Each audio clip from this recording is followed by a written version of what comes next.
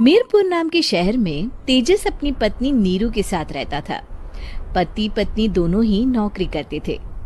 एक दिन तेजस गांव अपनी माँ के पास फोन करता है।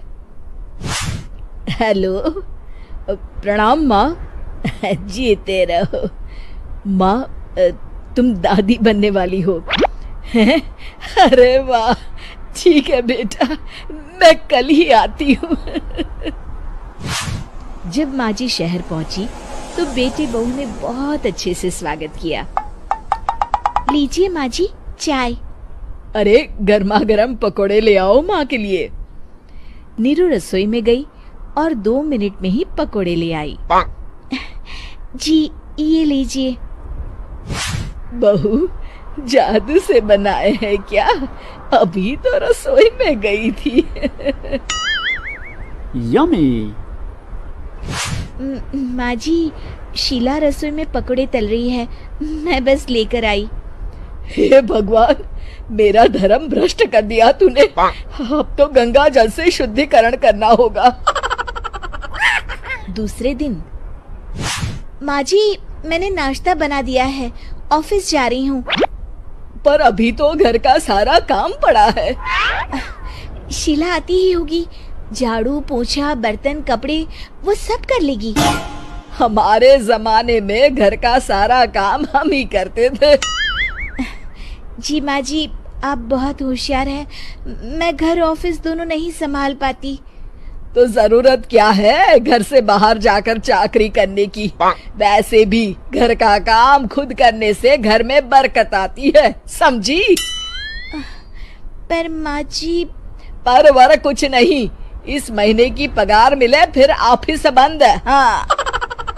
रात को नीरू तेजस से कहती है, सुनिए जी, माँ जी बोल रही थी कि मैं नौकरी छोड़ दूं।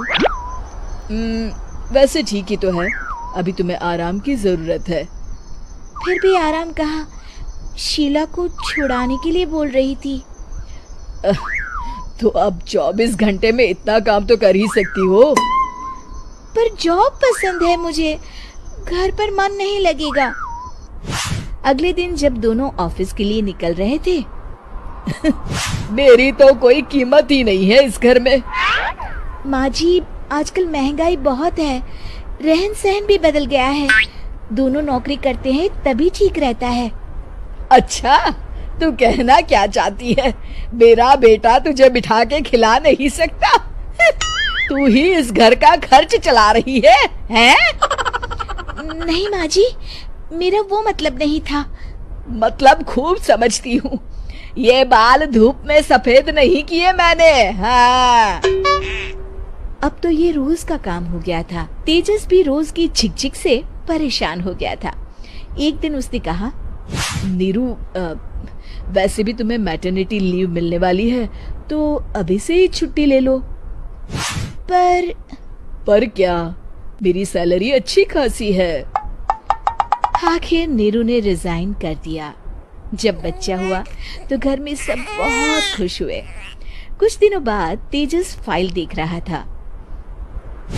क्या हुआ तेजस, कुछ परेशान लग रहे हो? हाँ, वो हमारी जितनी सेविंग्स थी वो तो हॉस्पिटल में और छठी के फंक्शन में खत्म हो गई है नीरू। और अभी वैसे मंदी चल रही है तो मैं बोल रही थी कल मुन्ना को हेपेटाइटिस का टीका लगवाना है।